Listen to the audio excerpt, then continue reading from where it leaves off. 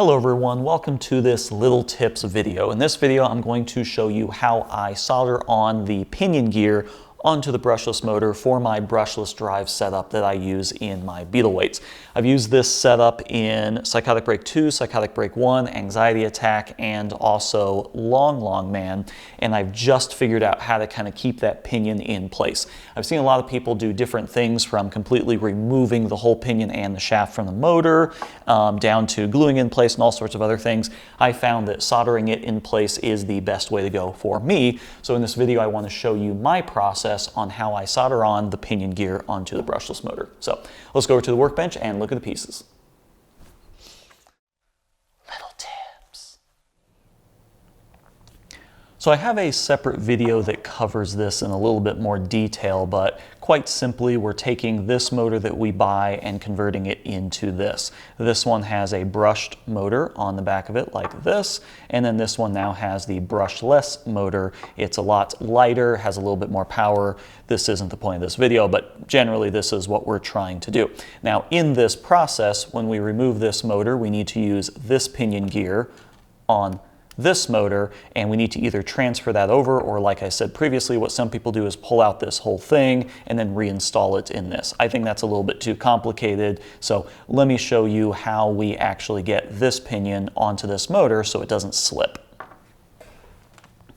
There are a lot of different ways to get this pinion gear off. Check out the full brushless overview video for a few different methods.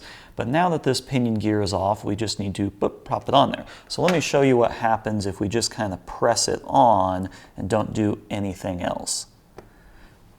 So it's on there, and if I hold the can of the motor, I can actually move this by hand. It's maybe a little hard to see, but you can see it's actually rotating. So that is not good. Under extreme load, or even moderate load, I guess, this pinion will just sit there and spin around the shaft. So let's go ahead and take this off, and I'll show you what I do to solder it in place. Okay, so I've got my motor here. I just have it sitting on a Fingertech foam wheel just to kind of help stabilize it and make it easier to film. I've got my pinion gear here, and basically what we want to do is we want to add flux to the shaft of the motor, so that will help it kind of flow. Flux is just a substance that helps solder kind of flow better, so we're just going to add a little bit there to it. And this will help it flow. You can get these flux pens, Amazon, any place you get your soldering materials. And then what we're going to do is we're going to add solder into the middle of the pinion gear and then kind of heat it up and then just slowly push it down onto the shaft. If you try and just push it on the shaft and solder it directly, you really don't get a good connection between the two. We actually need to kind of add solder into there and then let it wick down into the shaft. So let's do that. And you just need a little bit and use a relatively fine tip. That's probably a good idea, just add a little bit of flux too.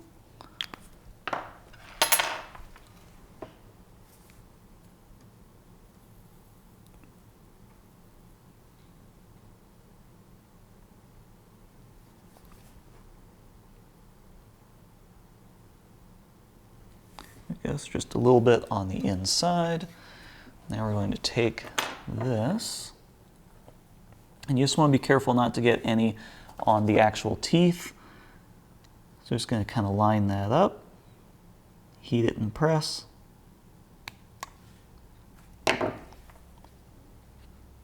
looks good. If you get any solder on the teeth, you can use good old copper wick and just kind of wick it out. I got a little bit excess on top there. Not a big deal. Oops. This is actually much easier. It's just really hard to do on camera. So there we go. So now it is on there, and if you let this cool, this should be on there nice and tight, and it shouldn't spin. So let's just kind of blow on this for a second.